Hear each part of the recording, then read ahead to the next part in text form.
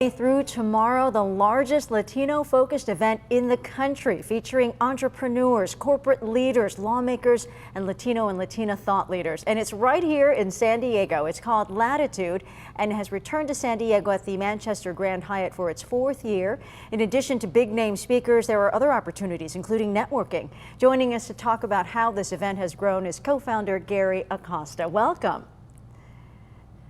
Good to be here. Thank you. So I know the conference started Wednesday. One of the themes is the power of the Latino community in driving the new mainstream economy. How can budding entrepreneurs tap into that and get some funding?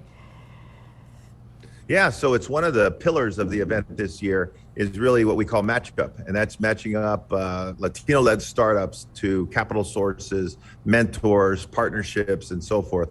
Latinos are prolific at starting new businesses at almost twice the rate of the general population.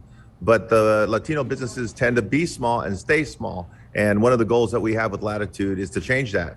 And we need to change that by bringing resources to these small companies that can do great things.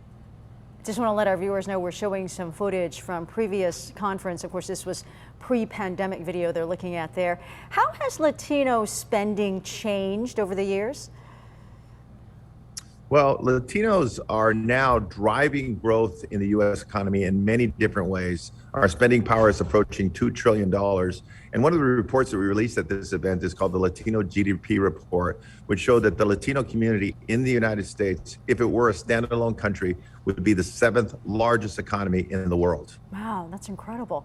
Now, of course, that power also extends to politics. What about the power of the Latino community on elections? What are we learning there at the conference?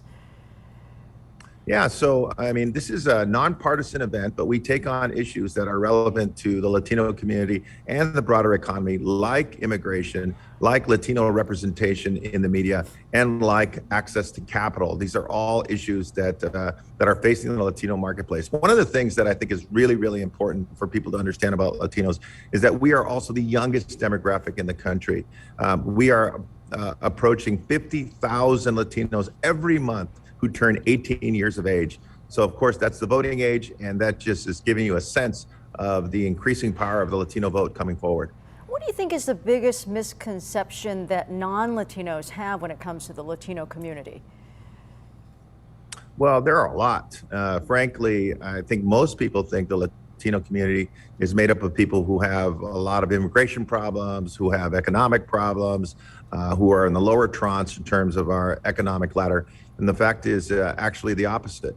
Latinos are driving growth in this country. We represent about 50% of homeownership growth in the United States, and the Urban Institute expects that to increase to 70% over the next 20 years. So this is a young community that's entrepreneurial, that is ambitious, that is very optimistic about the opportunities here in this country, and will be driving growth in many different sectors for a lot of years coming forward. We have a few seconds left. What's coming up through the rest of the conference, and can people still sign up for things?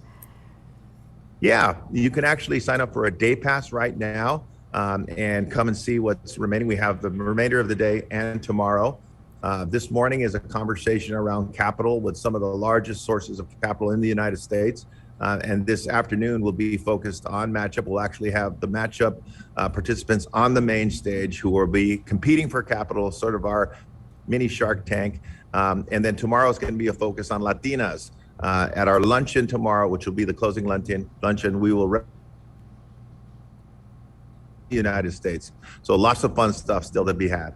Oh, that mini Shark Tank sounds so interesting. Latitude co-founder Gary Acosta, thank you so much for spending some time with us.